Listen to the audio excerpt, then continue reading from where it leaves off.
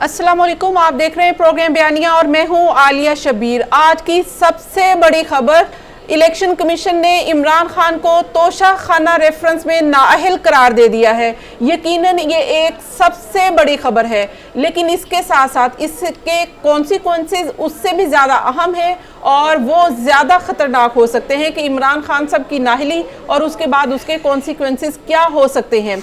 लेकिन सबसे पहले अगर बात कर ली जाए कि इलेक्शन कमीशन ने ये जो रेफरेंस था तोशा खाना का, इसमें इस फैसले में लिखा क्या है। इलेक्शन कमीशन ने अपने फैसले में लिखा है कि इमरान खान साहब ने अपने असासे छुपाए हैं, इस जुर्म में उनको नाअहल करार दिया जा रहा है और उनके खिलाफ फौजदारी मुकदमा भी चलाया जाएगा और इमरान खान अब असेंबली के मेंबर नहीं रहे। इलेक्शन कमीशन ने उनकी कौमी असेंबली की नशिस्त भी खाली करार दे दी है। इसके साथ साथ ये भी कहा गया है इलेक्शन कमीशन ने अपने फैसले में कि इमरान खान करप्ट प्रैक्टिस में मुलविस रहे, झूठा स्टेटमेंट जमा कराने पर आर्टिकल 63(1)(p) के तहत उनको नाअहल करार दिया गया है। आपको याद है, अगर इसका पस मंजर देखें तोशा खाना रेफरेंस का, तो वो ये है कि स्पीकर कौमी असेंबली राजा परवेज अशरफ ने अगस्त में ये तोशा खाना केस की रोशनी में इमरान खान की नाअहली के लिए इलेक्शन कमीशन को एक रेफरेंस लिखा था और उसमें ये इल्ज़ाम आयद किया गया था कि इमरान खान ने तोशा खाना से हासिल होने वाले तोहफ़े फ़रोख्त करके जो आमदन हासिल की उनको अपने असासों में जाहिर नहीं किया, लिहाजा इमरान खान को नाअहल करार दिया जाए और उसकी रोशनी में आज इमरान खान की नाअहली हुई है।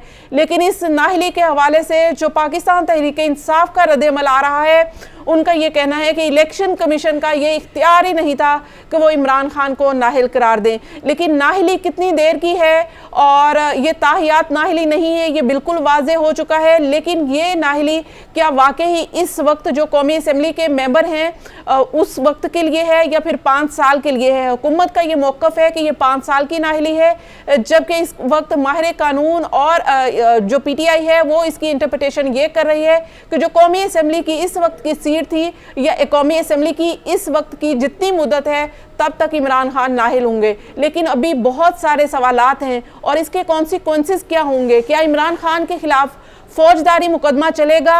अगर चलेगा तो उसके लिए इमरान खान को क्या क्या सज़ा हो सकती है, ये भी हम सवाल है। अगर ये केस चलाया जाता है, फौजदारी का मुकदमा चलाया जाता है, तो उसमें फिर करप्ट प्रैक्टिसेस का मुकदमा आएगा और करप्ट प्रैक्टिसेस का मुकदमा अगर चलेगा तो फिर आर्टिकल 62(1) जो है वो हरकत में आ सकता है और उसके लिए सज़ा भी है और साथ साथ उसके लिए फिर ताहियात नाअहली का मामला भी आ सकता है या 5 साल की नाअहली का मामला भी आ सकता है। ये वो आज का फैसला है जिस पर बात की जा रही है। यकीनन पाकिस्तान की सियासत में इसके गहरे असरात मुरतब होंगे। पाकिस्तान तहरीक इंसाफ पहले ही लॉन्ग मार्च के लिए तैयारियां कर रही है, लेकिन इस फैसले के बाद पाकिस्तान तहरीक इंसाफ के मुतादिद रहनुमाओं ने एहतजाज की कॉल भी दी और पूरे पाकिस्तान में मुख्तलिफ जगहों पर, मुख्तलिफ शाहराहों पर एहतजाज किया जा रहा है। इस वक्त सड़कें ब्लॉक की हैं, टायर जलाए जा रहे हैं। ये इस वक्त कारकुनान जो कि PTI के हैं उनका रद्द-ए-अमल सामने आ रहा है, लेकिन जो कि PTI है वो इस फैसले को चैलेंज भी कर रही है। अब इसके ऊपर हम आज के प्रोग्राम में बात करेंगे, क्या इस वक्त इमरान खान के लिए लॉन्ग मार्च की कॉल देना नागुज़ीर हो चुका है, क्योंकि यही वक्त है जिस वक्त उनके खिलाफ फैसला भी आया है। वो ये समझते हैं कि ये अब उनको मुआयनस करने की बात की जा रही है, तो इस वक्त अगर वो लॉन्ग मार्च देते हैं हालात क्या हो सकते हैं, इन तमाम मामलात पर बात करेंगे। जी सरदार हैदर ताहिर हमारे साथ हैं। जी हैदर, हमें बताइएगा कि इस वक्त इस कानून में क्या गुंजाइश मौजूद है कि ये फैसला रिवर्स हो जाए, क्या इसमें है ऐसे मामला? जी बहुत शुक्रिया। अभी तो जाहिर है एपिलेट फोरम जो हैं वो मौजूद हैं, हाई कोर्ट भी है, सुप्रीम कोर्ट भी है। इलेक्शन कमीशन ऑफ पाकिस्तान के ये तोशा खाना केस के आज के नाअहली के फ़ैसले में ये 2 हिस्सों पर जो है वो मुश्तमिल है। अगर इसका थोड़ा सा बैकग्राउंड मैं आपके सामने रखूं तो मियां मोहम्मद नवाज शरीफ 2016 में जब नाअहल हुए थे, डिस्क्वालीफाइड फॉर लाइफ हुए थे from the supreme court of Pakistan, तब भी और आज भी इदारों की जल्दबाजी नज़र आती है। आज सुप्रीम कोर्ट के चीफ जस्टिस जनाब उमर अता बंदयाल साहब अपने रिमार्क्स में फरमाते हैं कि ये ताहयात नाअहली का कानून जो है ये ड्रैकोनियन कानून है। अब अगर आज के केस को देख लिया जाए तो इलेक्शन कमीशन ऑफ पाकिस्तान ने जो रेफरेंस बनाने का फैसला किया और उसको भेजने का फैसला किया वो स्पीकर ने किया ना, to the court of competent jurisdiction, जो रेफरेंस इलेक्शन कमीशन बना के भेजेगा जी, वो तो उसकी हद तक कोई इलीगैलिटी फैसले में नजर नहीं आती। लेकिन जो 63(1)P के तहत आइन के आर्टिकल 63(1)P के तहत जो नायल किया गया है, वो अगर मैं आपके सामने पढ़ूं, that a person shall disqualified from being elected and chosen as and from being member of Majlis Shura parliament, clause P, he is for the time being disqualified from being elected or chosen as a member of Majlis Shura Parliament or Provincial Assembly under any law for time being enforced। इसका मतलब है कि जल्दबाजी, जैसे मैंने पहले भी जिक्र किया, जल्दबाजी में पहले भी मियां मोहम्मद नवाज शरीफ को इलेक्टेड प्राइम मिनिस्टर को ये इसमें नहीं है, इसमें अभी जो है वो क्लैरिटी नहीं है। लेकिन जो आइन की जिस तरह से आपने इंटरप्रिटेशन किया है, इस आर्टिकल का हवाला दिया है जिसके तहत डिस्क्वालीफाई किया गया है, तो इस आर्टिकल के मुताबिक तो यही बनता है कि वो इस वक्त की असेंबली के लिए ही, जब तक ये असेंबली है उसी के लिए ये बिल्कुल यही बनता है। लेकिन हुकूमत ये कह रही है और आजम नज़ीर तारड़ साहब ने ये कहा है कि ये 5 साल के लिए नाहिल हुए। नहीं जी, मैं जहाँ तक समझ पाया हूँ इस फैसले को, और मेरी नाकस राय के मुताबिक ये for the time being enforced है। जब तक इस असेंबली की मियाद पूरी नहीं होती, इमरान खान साहब मेंबर पार्लियामेंट नहीं बन सकते। हाँ, इस असेंबली की मियाद पूरी होने के बाद वो इलेक्शन भी कंटेस्ट कर सकते हैं, वो मेंबर पार्लियामेंट भी बन सकते हैं और वो प्राइम मिनिस्टर भी बन सकते हैं। लेकिन मैं जो चीज वजाहत करना लेकिन अगर चलें, ठीक है, ये क्लियर हो गया, क्योंकि अभी तक की जो सजा है 63(1)P के तहत है और वो इस टाइम बीइंग है, जैसे कि आपने इंटरप्रिटेशन की है और ये बिल्कुल आइन में लिखा भी गया है। लेकिन अब क्योंकि फौजदारी का मुकदमा भी दायर होना है, अगर फौजदारी की कार्रवाई का हुक्म दिया गया है तो वो करप्ट प्रैक्टिसेस जो की गई है उसके मुताबिक है। तो करप्ट प्रैक्टिसेस के अगर केस चलेगा तो वो तो फिर आर्टिकल 62(1) जो है वो हरकत में आएगा, उसके तहत तो सजा भी हो सकती है। एक मेरी एक कंटेंशन है, वो मुलाहिजा फरमा लें जरा।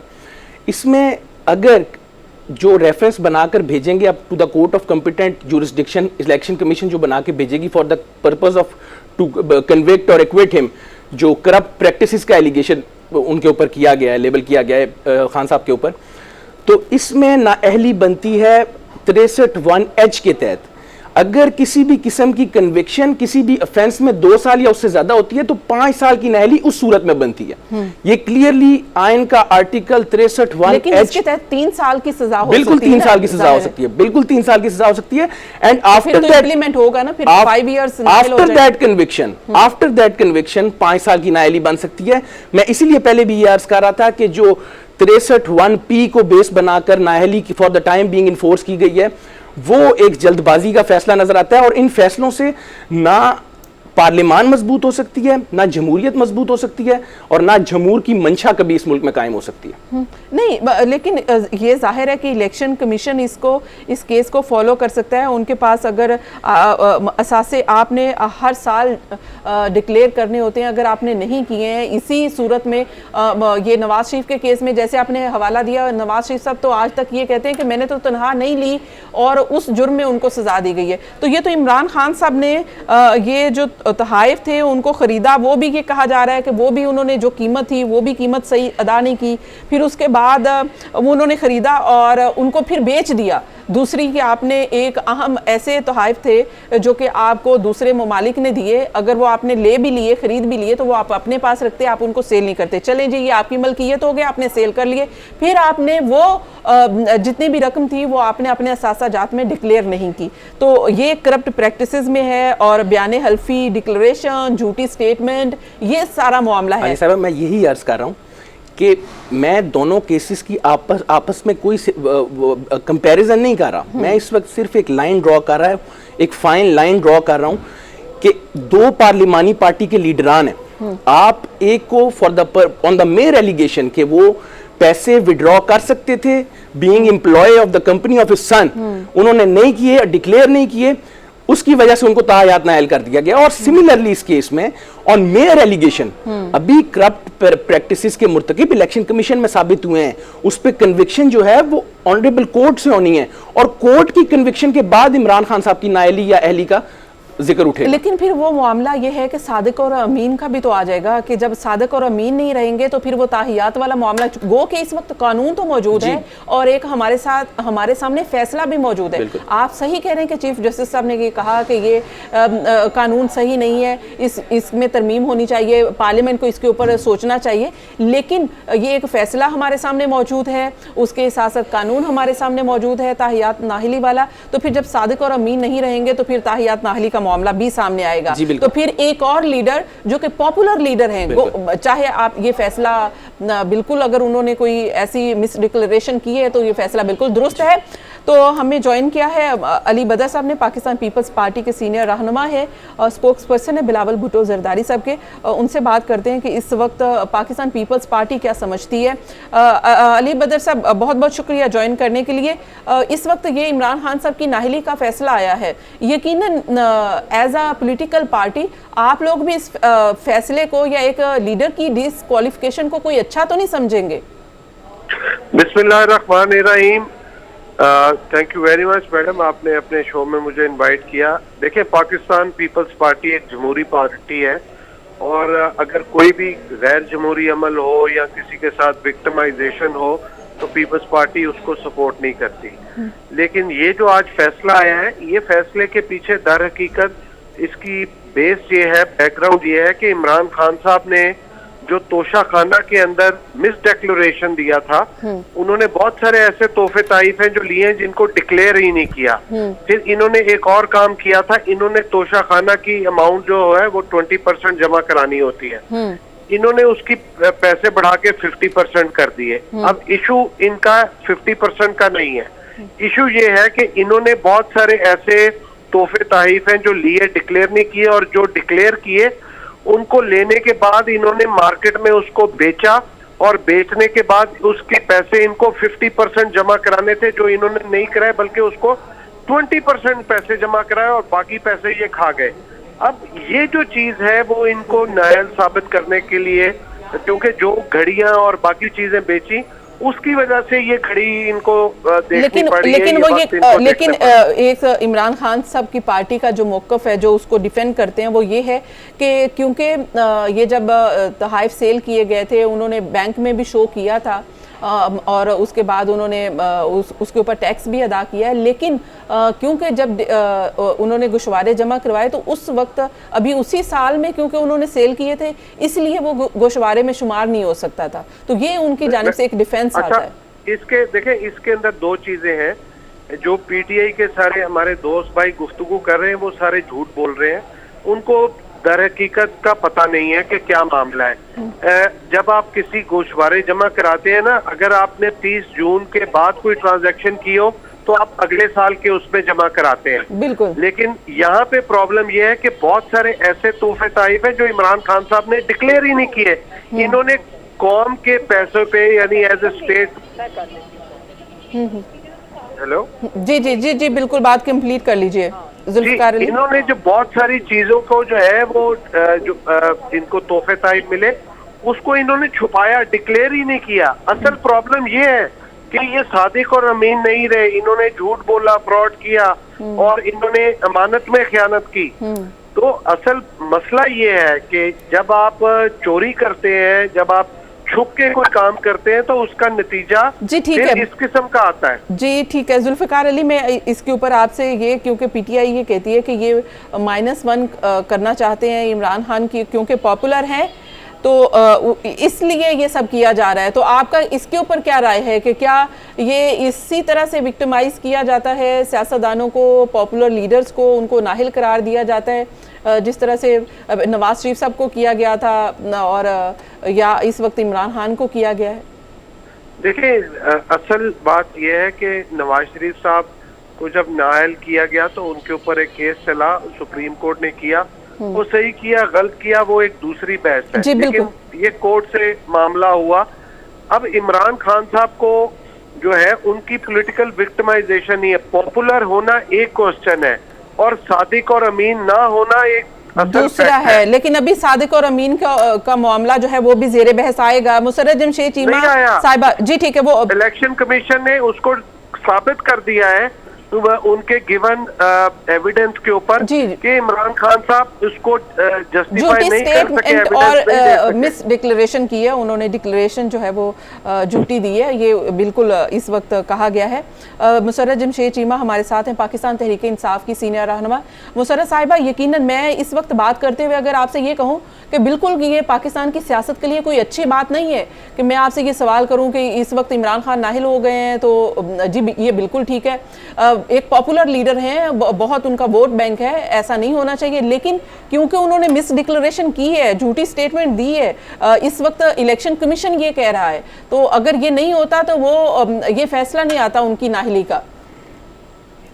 झूठ, फ्रॉड, इलेक्शन कमीशन एक मैं अगर ये कहूँ कि शरीफों के एक जाती मुलाजिम की हैसियत से मैं उससे ज्यादा उनकी औकात नहीं दिखती। आपको किसने कह दिया कि उन्होंने वहाँ पे झूठ बोला है या डिक्लेरेशन में झूठ बोला है? ऐसा इलेक्शन कमीशन ने कहा है। इनफैक्ट इलेक्शन कमीशन, मैं बोल रही हूँ ना कि गलत बात कर रहा है ये। सुनिए जी प्लीज। जी जी, ठीक है।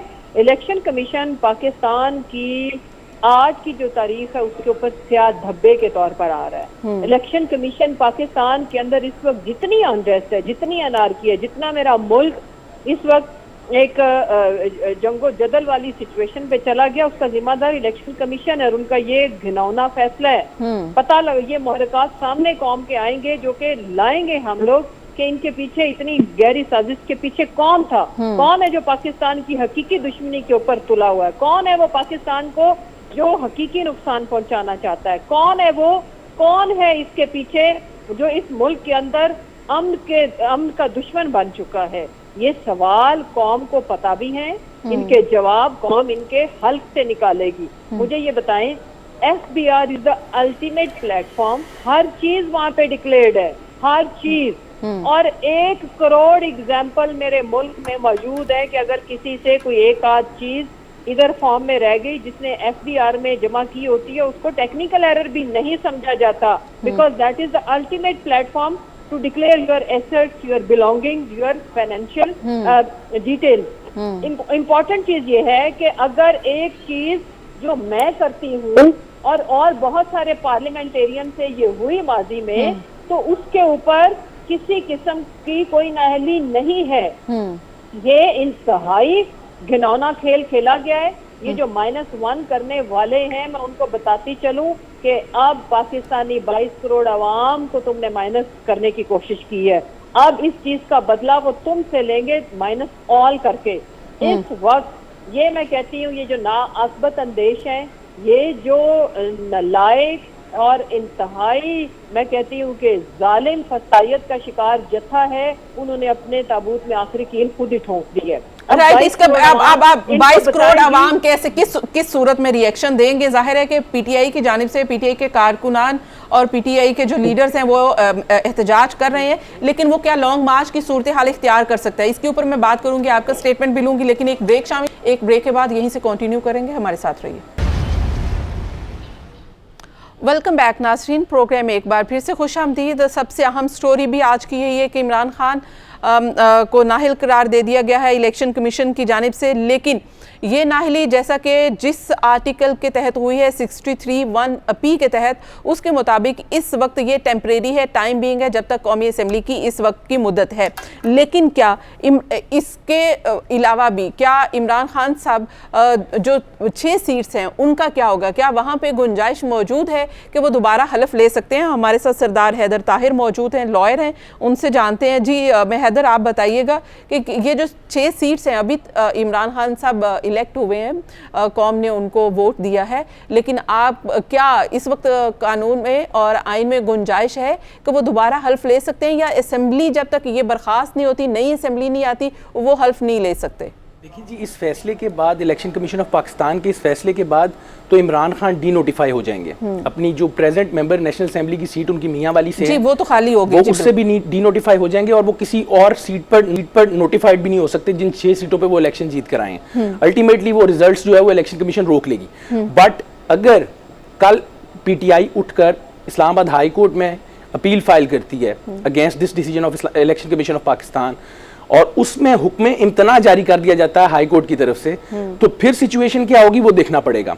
अगर नहीं, जैसे कि स्टे ऑर्डर जिसको जी, आम जी, जुबान जी, में कहा जाता है कि बिल्कुल, स्टे ऑर्डर मिल बिल्कुल, जाता है कि बिल्कुल। अगर अब इस वक्त फैसला नाहली का आ गया है तो अगर अदालत कह देती है कि अभी स्टे ऑर्डर है, अभी आप जब तक कोई अदालत हतमी फैसला नहीं दे सकती तब तक इमरान खान जो है वो ये मेंबर कौमी जी, असेंबली बिल्कुल, रह सकते हैं। बिल्कुल रह तो इस वक्त वैसे पोजीशन कौमी असेंबली में ये है कि पीटीआई मौजूद ही नहीं है, इमरान खान साहब भी मौजूद ही नहीं है, उनकी प्रेजेंस है ही नहीं, वो इस्तीफे देकर इस असेंबली से जा चुके हैं।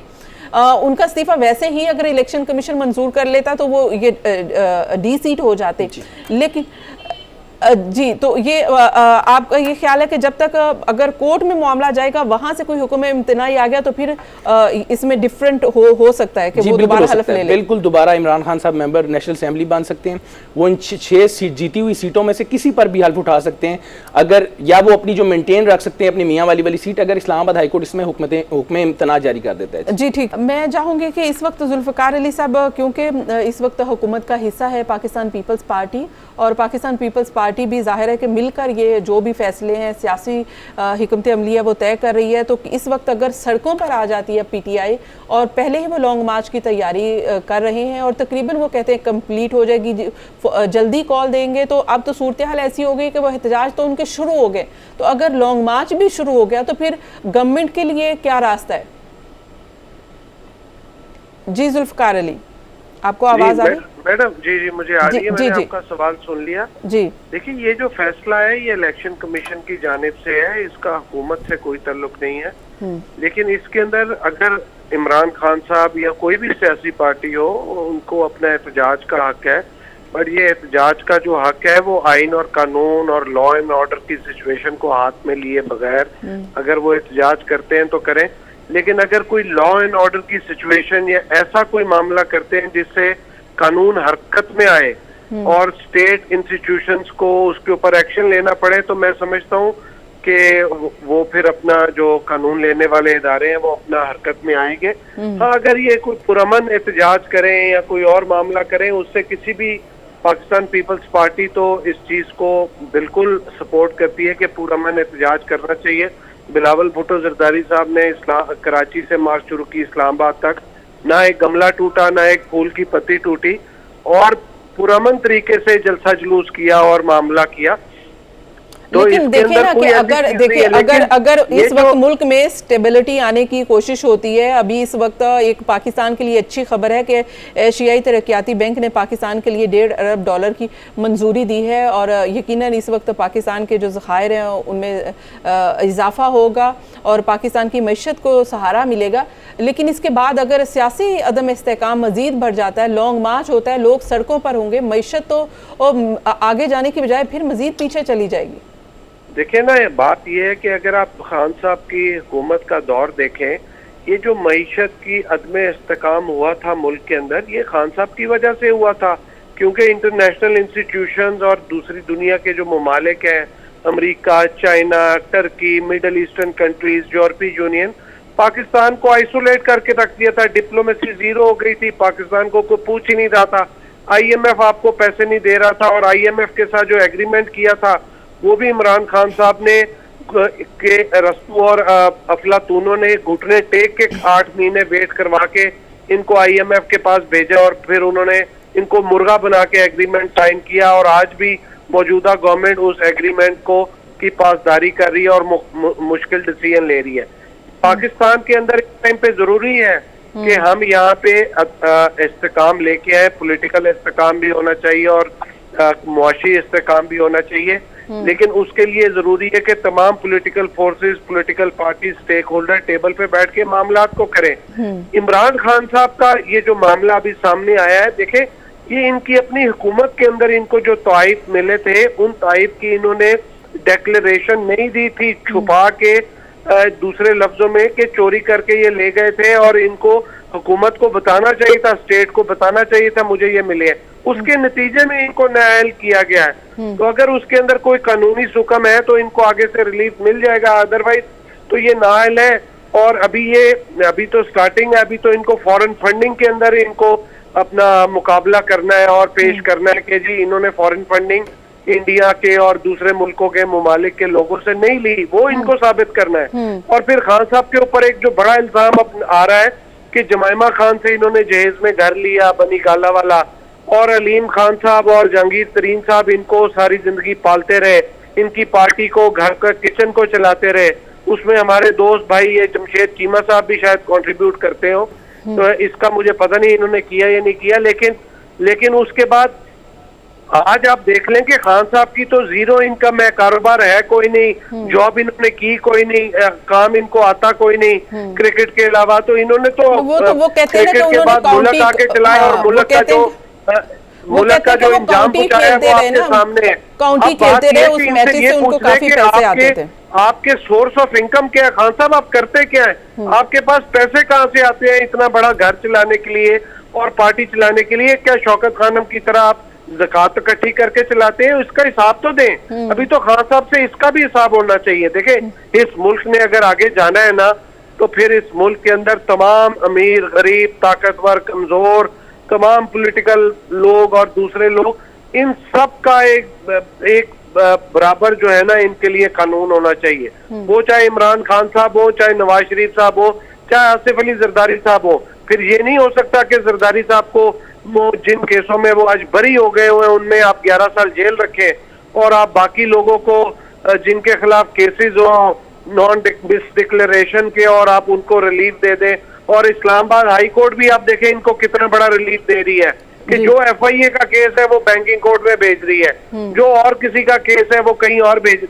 देखिए, ये कोर्टें तो इमरान खान साहब को हर जगह जाके रिलीफ दे रही हैं, तो ये तो बड़ा ज्यादती वाला मामला है, ऐसा तो नहीं होना चाहिए। अब्दुल समद याकूब हमारे साथ हैं, पाकिस्तान तहरीक इंसाफ के सीनियर रहनुमा है। जाहिर है कि PTI के लिए इस वक्त बड़ा ही अहम और संगीन मामला है। वो इस वक्त गुस्से में भी हैं कि ये फैसला आया इमरान खान साहब की नाअहली है, उसको अब सियासी तौर पर भी इसके असरात हो सकते हैं। अब्दुल समद साहब, क्या इस वक्त लीडरशिप डिसाइड कर रही है? क्योंकि आप लोगों का एक तो ये फैसला आ गया, अब इस एहतजाज की कॉल हो गई, अदालत में चैलेंज हो गया, अब उससे आगे क्या होगा? क्योंकि लॉन्ग मार्च भी अभी ड्यू है, उसकी भी अभी डेट नहीं आई है, तो क्या अभी आप लोगों के लिए यही टाइम है, इस वक्त राइट टाइम है कि आप लोग सड़कों पर आए, लॉन्ग मार्च अनाउंस कर दें? क्या इस वक्त लीडरशिप के लिए ये कनेक्टेड है कि वो इसके साथ इसको कनेक्ट कर लें अपने लॉन्ग मार्च को? देखिए, बहरहाल इसका जो पॉलिटिकल एस्पेक्ट है या पॉलिटिकल जो इसे माइलेज हम गेन कर सकते हैं वो तो ग्राउंड के ऊपर मौजूद है। हम जा रहे थे इसी अक्टूबर के एंड में, हमने लॉन्ग मार्च जिस तरीके से खान साहब ने सबको ज़हनी तौर पे और हल्फ भी ले लिए थे, लेकिन जो इसकी लीगैलिटीज़ हैं वो तो सरदार हैदर ताहिर साहब बता रहे थे और बेहतर बता रहे थे, क्योंकि इसमें कुछ कन्फ्यूजन का शिकार मैं खुद भी था कि क्या ये इस टेन्योर के लिए है या ये 5 साल के लिए या ताहयात नहली है। लेकिन वो तो इसकी देखें, ये फैसला जो आया है, जब आप किसी एक पॉपुलर पॉलिटिकल लीडर को बैलेट के जरिए नहीं हटा सकते, तो माजी में ये मिसालें मौजूद है अनफॉर्चुनेटली कि आप बुलेट के जरिए हटाते थे। बेनजीर की मिसाल मौजूद है, लियाकत अली खान की मिसाल मौजूद है, भुट्टो की मिसाल मौजूद है। तो नवाज शरीफ की भी मिसाल दे दें, नवाज शरीफ को भी ले आए, वो भी नाअहल हुए हैं। चले नवाज शरीफ को भी मान लेते हैं कि टेक्निकल ग्राउंड्स के ऊपर, लेकिन वो बात इतनी सादा नहीं थी। देखिए, एक परसेप्शन मैटर करती है। नवाज शरीफ के बारे में अगर वो फैसला नाअहली का ना भी आता, तो शायद हमारा ये बयानिया अवाम खरीद चुकी थी कि वो एक करप्ट और चोर लोग हैं। जरदारी के बारे में तो फैसला नहीं आया, लेकिन राय आमा, ज़बान ज़दे आम यही है कि जरदारी एक करप्ट आदमी है। सर, फिर आपने करप्ट एक बयानिया बनाया था, हम ये समझ लें, क्योंकि इमरान खान साहब भी ये कहते हैं कि ये ना तो मैं ये जो नैब के केसेस है, ना नैब मेरे कंट्रोल में था, ये ना नैब के केसेस को मैं देख रहा था, ये सब कुछ मेरे अंडर नहीं था। तो यानी कि आप लोगों ने तो एक बयानिया बाय किया और उसको सेल किया और उसके बाद सियासी फायदा उठाया। आपकी बात ये करूंगा इस ज़मन में कि आपके बैकग्राउंड के ऊपर भी एक बयानिया लिखा हुआ है, और एक बयानिया जो है वो हम समझते थे कि जो मीडिया है वो एक ओपिनियन मेकर और एक बयानिया बना सकता है।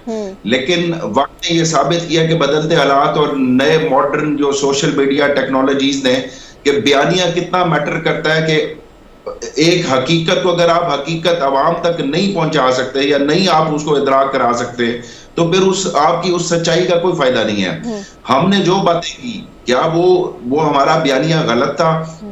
गलत बयानिया के झूठ के ऊपर मबनी बयानिया की कोई उम्र नहीं होती।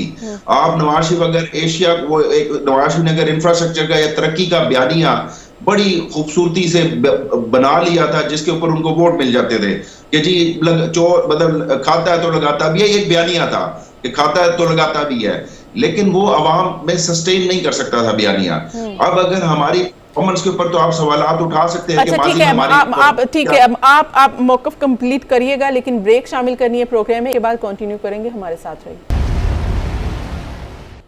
वेलकम बैक नाजरीन, प्रोग्राम में एक बार फिर से खुशामदीद। और हम बात कर रहे हैं कि इस वक्त इमरान खान की नाअहली का जो फैसला आया है, इस तफसीली फैसले के आगे चलकर क्या असरात हो सकते हैं पाकिस्तान तहरीक इंसाफ पर, पाकिस्तान की सियासत पर। अब्दुल समद याकूब साहब, आप अपना पॉइंट ऑफ व्यू कंप्लीट करिए, फिर आगे बढ़ते हैं। इलेक्शन क्रेडिबिलिटी पहले ही इलेक्शन जो है वो हो गया, यानी कि अगर कल तक तो ये उन्होंने लगाना, लेकिन बाहर इस वक्त रात के फिर आप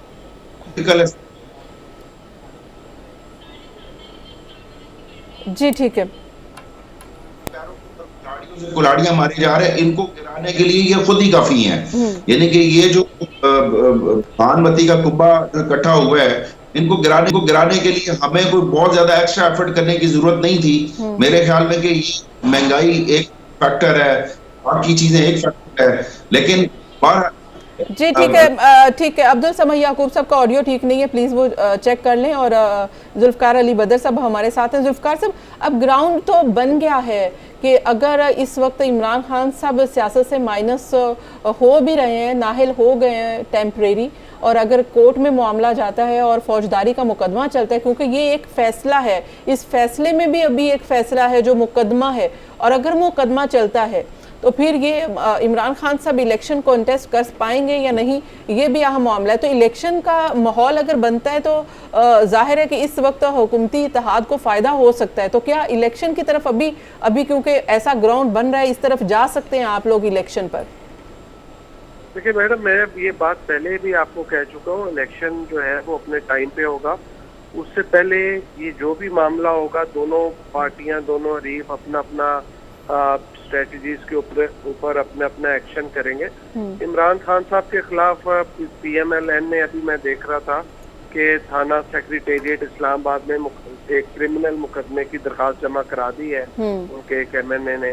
और दूसरा ये जो नाअहली का है, इसके खिलाफ वो जाएंगे हाई कोर्ट में, और हाई कोर्ट ने फिर जो भी मामला देखना है, क्योंकि इसके ऊपर कोई इरिपेरेबल लॉस नहीं है, उसके ऊपर उन्होंने क्वेश्चन ऑफ लॉ के ऊपर बात करनी है। वो एक दिन चलाते हैं, 10 दिन चलाते हैं, महीना चलाते हैं, ये हाई कोर्ट की डिस्क्रिशन है और उनका जजेस का प्रोगेटिव है। अच्छा अब्दुल समद साहब, बड़ा इंटरेस्टिंग है, इस वक्त सिनेरियो बड़ा तेजी से डेवलप हुआ। इमरान खान साहब की लॉन्ग मार्च की कॉल थी, और उसके साथ साथ इमरान खान साहब की पॉपुलैरिटी, वोट बैंक, इलेक्शन का मुतालबा, और इसमें इस वक्त उनकी नाअहली आना और अब मुकदमा दर्ज हो जाना, मामला कोर्ट में जाना, और सादिक और अमीन के इसके ऊपर ये अब सर्टिफिकेट आगे आना कि वो सादिक और अमीन है या नहीं है, ये मामला आगे बढ़ना। अब तो PTI के लिए बड़ा क्रूशल टाइम है। वो अपने जो आप कह रहे हैं कि बयानिए को लेकर चल नहीं पाएंगे, क्योंकि इस वक्त तो उनके लिए ये ज़्यादा ज़रूरी है कि वो इमरान खान साहब को डिफेंड करें। देखिए, ये जो इमरान खान साहब का बयानिया था ना, ये झूठ का बयानिया था, ये झूठ को ब्रांड कर रहे थे वो, जैसे हमारे दोस्त बात। अच्छा ठीक है, का बयानिया ज्यादा लंबा चल नहीं सकता, वो बयानिया खत्म हो गया है। इनका पहले जो इन्होंने साइफर के ऊपर एक, अच्छा जुल्फ़कार साहब, आपका पॉइंट ऑफ व्यू आ गया, ये मेरा अब्दुल समद साहब के लिए सवाल था जी। ओके जी समझ। अच्छा जुल्फ़कार, मुखातिब होके मैं ये कहूंगा कि देखें, आप किसी को पॉलिटिकली, अगर भुट्टो को आपने फांसी लगाया, उसके बाद आप 11 साल की अमरीयत तो चला सकते हैं, लेकिन आप जमहूरियत नहीं चला सकते। इसी तरीके से अगर आप इमरान खान को इस तरीके से टेक्निकली डिस्क्वालीफाई करेंगे, तो आप किसी किस्म की जो है ना वो अनार्की, जो भी आप कोई अगर आप डिक्टेटर लाना चाहते हैं, तो जिसका वो भी माहौल नहीं है, वो अब ये कुछ 77 भी नहीं है, और कि जिसमें जो है ना वो मार्शल लाए जाए, तो इस तरीके से क्या ये इनके लिए सियासी मैं एक सियासी तालिब इल्म के हवाले से होने के नाते से पूछूंगा कि क्या आज इमरान खान को के जैसे पॉपुलर लीडर को डिस्क्वालीफाई करके ये जमहूरी निजाम चला सकते हैं? ये दुनिया को क्या मैसेज कन्वे करेंगे कि हमने घड़ी के ऊपर, और कल को शायद ये जूता और जूते के तस्मे के ऊपर भी ये डिस्क्वालीफाई के लिए चले जाए कि जी आपने ये तस्मा डिक्लेयर नहीं किया। ये था। तो समझ सब वो तो दूसरी बात है ना कि वो कहते हैं कि चले ये तो फिर भी उन्होंने लिए थे और डिक्लेयर नहीं किए, लेकिन नवाज शरीफ तो कहते हैं कि मुझे तो मैंने तो तनहा नहीं ली, अपने बेटे से तनहा नहीं ली और जाहिर है नहीं ली थी इसलिए डिक्लेयर नहीं की, तो इस बुनियाद पर उनको डिस्क्वालीफाई कर दिया। तो ये यहाँ पे डिस्क्वालिफिकेशन के जो मयार हैं, पैमाने हैं, वो अब डिफरेंट हैं, उसको भी देखना है। लेकिन आपने जो बात बार बार कर रहे हैं जुल्फ़िकार साहब को, मैं कहूँगी कि पीपल्स पार्टी को तो पीटीआई की हिमायत करनी चाहिए, क्योंकि पीटीआई इस वक्त पीपल्स पार्टी से ज़्यादा पीपल्स पार्टी के नज़रिए को लेकर चल रही है, भुट्टो के और मोहतरमा के बयानिए को लेकर चल रही है। और आज वो देखें कि वो भुट्टो जो है वो दोबारा से भुट्टो और पाकिस्तान पीपल्स पार्टी की सियासत को मजीद जो है वो लेकर आ रही है, और यही वजह है कि आप लोग अब इलेक्शन भी जीत रहे हैं, पंजाब में भी इन्हें। मैडम क्या कह रही हैं भुट्टो साहब को, क्या किस तरह आप किसके साथ कंपेयर करा रही है? माफी दे दें, इस तरह ना करें, थोड़ा सा हाथ हल्का करें। आप तो बहुत आगे मामला ले गई हैं। देखिए, पाकिस्तान पीपल्स पार्टी हर ऐसे इकदाम की मुखालफत करती है जिसमें पॉलिटिकल विक्टिमाइजेशन हो, लेकिन यहाँ पे मैटर है मिस डिक्लेरेशन का, चोरी का, झूठ का, फ्रेब का। तो पीपल्स पार्टी ऐसे किसी भी इकदाम के अंदर जो है ना वो शामिल हाल या सपोर्ट नहीं करेगी। यहाँ पे पॉपुलर होना एक फर्क मैटर है, लेकिन अगर पॉपुलर होने की वजह से कोई बंदा चोर हो जाए और पॉपुलर हो जाए और उसको कहा जाए कि जनाब ये पॉपुलर है लेकिन चोर भी है, डकैत भी है, डाकू भी है और ये फ्रेबिया भी है, फ्रॉडिया भी है, और इसको माफी दे दी जाए, तो फिर ऐसा नहीं है। आपको ये जो कोर्ट्स है ना, ये these are the courts of justice, not these are the courts of law, not the courts of justice. तो यहाँ पे कानून को देखना है कि कानून क्या कहता है। यहाँ पे अगर एक तस्मे की चोरी है वो भी चोरी है, एक बटन की चोरी है वो भी चोरी है, और लेकिन यहाँ पे अगर आप ईमानदार हैं तो फिर आप ओवरऑल ईमानदार हैं, ऐसा नहीं है। खान साहब का जो अपना झूठ का बयानिया था, जिस चीज को ये ब्रांड कर रहे थे, जो इनका नैरेटिव है वो इन्हीं के ऊपर आ गया। आने वाले टाइम में इनको बहुत मुश्किल होगी। मिसाल है कि अगर लेट्स से कि इनको हाई कोर्ट थोड़ा सा रिलीफ भी दे देता है या इनकी नीचे के फैसले को नल एंड वॉइड कर देता है, या लेकिन जब ये कल को अवाम में जाएंगे उस पॉपुलैरिटी के साथ, दूसरी पार्टीज और दूसरे जो लीडर्स हैं वो सबको कहेंगी क्योंकि ये लोग चोर हैं। अब देखे ना, मरियम नवाज साहिबा को इतने साल इन्होंने किया लेकिन हाईकोर्ट ने रिलीफ दे दिया, इतने साल बाद वो जेल में थी।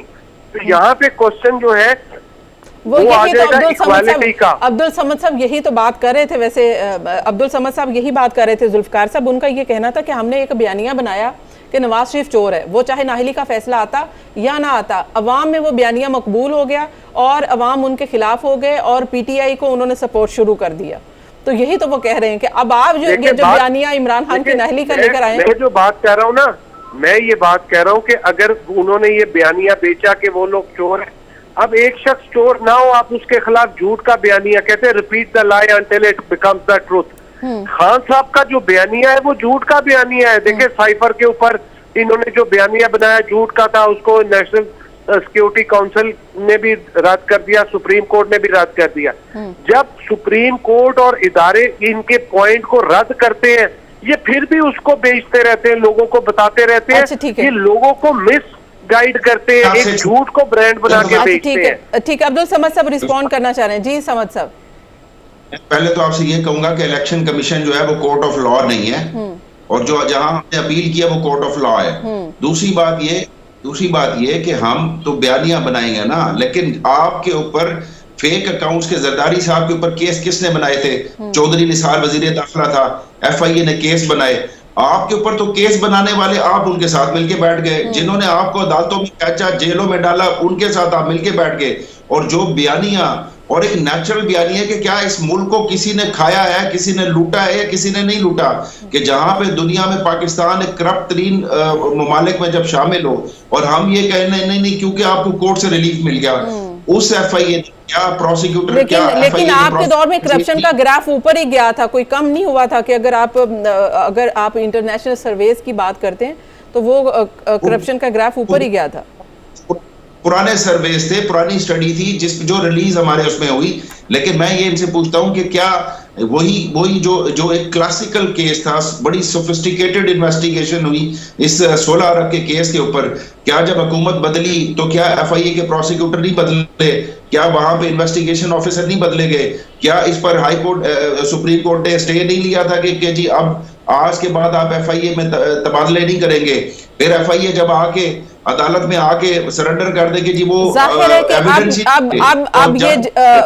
अब ये बयानिया बनेगा खान की नाहली का, और हुकूमती इत्तेहाद हो या इस वक्त PMLN हो, उसको अवाम में सेल करने की कोशिश करेंगे। वो इसमें कामयाब होते हैं या नहीं होते, लेकिन अवाम को अपने साथ सिंपैथी के लिए पाकिस्तान तहरीक इंसाफ लेकर आएगी कि देखें हमारे साथ ज्यादती हुई है, इस वक्त एहतजाज किया जा रहा है, आगे लॉन्ग मार्च का भी माहौल बन सकता है। ये इस वक्त बड़ा अहम सिनेरियो है और इसके कॉन्सिक्वेंसेस भी बहुत अहम हैं। बहुत बहुत शुक्रिया आप तमाम मेहमानों का प्रोग्राम में तशरीफ आवरी का।